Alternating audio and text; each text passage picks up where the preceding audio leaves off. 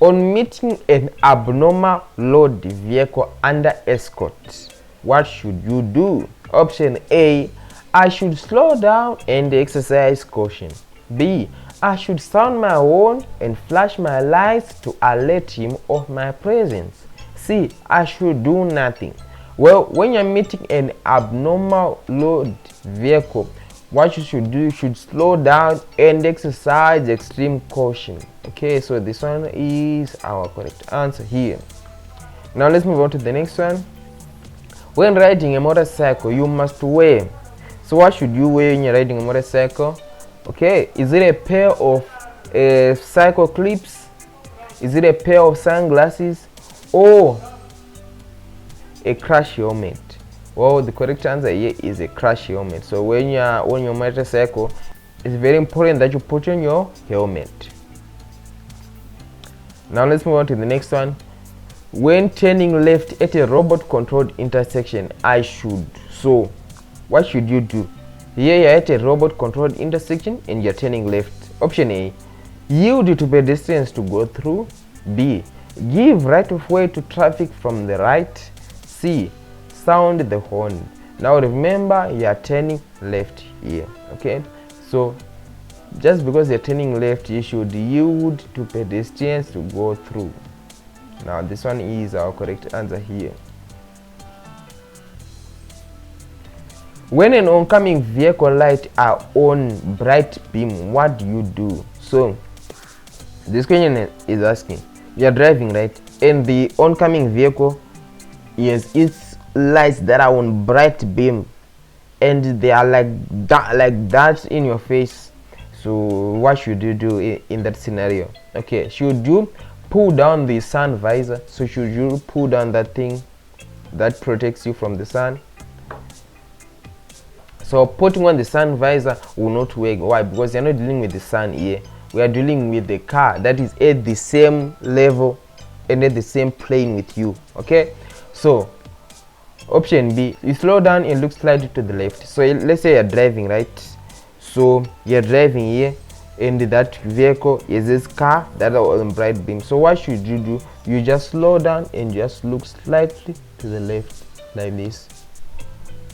Just slightly. Just make sure that you don't get your eyes off the road, okay? But make sure that you slow down, because what you're about to do is dangerous. So you slow down and you look slightly to the left. Okay, so this one is our correct answer. Let's see, this one is switch spotlights on. No, definitely that will not work.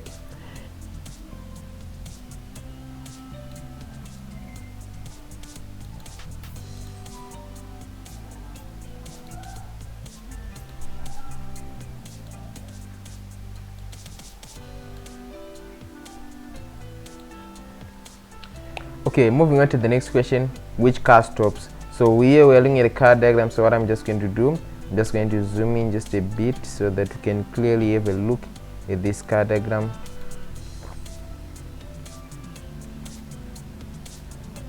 Okay, so which car stops? Here we have three cars, car A, car B and car C. Now we want to understand which car is stopping in this car diagram. Now as you can clearly see, you can see that car A gives the right way to car B and car B gives the right way to car C. Now car C has nothing on its right, so therefore car C is the first car to go. Okay, so car C is the car that is going first. So it's not the car, so it's definitely not the car that's going to stop. Now also what you need to understand is that as car C moves, car A is going to take advantage of the movement of car C and they are going to move at the same time. So car C and car A, they are going to move at the same time, right? Therefore the last car to move has to be car B. So car B is the car to stop. Which car goes last? So here we are looking at the car that goes last. Here we can see that we have car B and car A, right? So I'm just going to do that. I'm just going to zoom in a bit so that we can clearly have a look at this car diagram. We have two cars here, car B and car A, right? But we can see that car B is facing a giveaway sign, so definitely car B is facing a restriction sign. So it is the car that will go last. So car B is is the car that does not have the right of way, and the car A is the car that has the right of way. Now let's move on to the next question.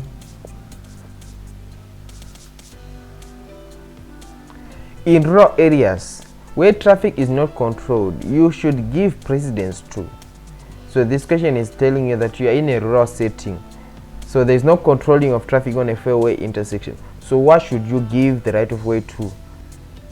Is it traffic from the road on the right, or to all crossing traffic, or traffic already in the intersection regardless of whichever side it is coming from? So this one sounds like our right answer.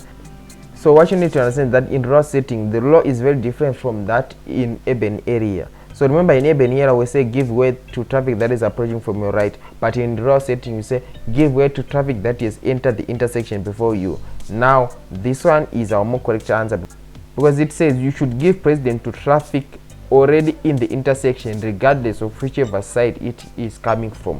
So if the traffic is already in the intersection, which means it has entered that intersection before you, you should give it precedence. Now moving on to the next one. The minimum legal age at which an applicant can learn to drive, is it 18 years old, is it any age, or 16 years old? Well, this one is a quite simple one, right? It's 16 years old. So guys, we have come to the end of this question. Now if you have gained value from this video, please do leave this video a like, and also subscribe to this channel so that it will motivate us to make more videos like this. Anyways guys, thank you so much for watching. I hope everything that I've taught you, you've learned, and if you have any questions regarding on any of the questions that we've did so far, please do make sure that you let me know in the comment section, and I'll be sure to get back to you. Now also consider joining our WhatsApp group and our Facebook groups. Links are in the description below. Now in the next video we're going to be looking at paper 4. So this is the paper that we're going to be looking at. Please stay tuned for that, and also we're going to be discussing all these card diagrams that you see here. So thank you so much for watching. I'll see you in our next question. Goodbye.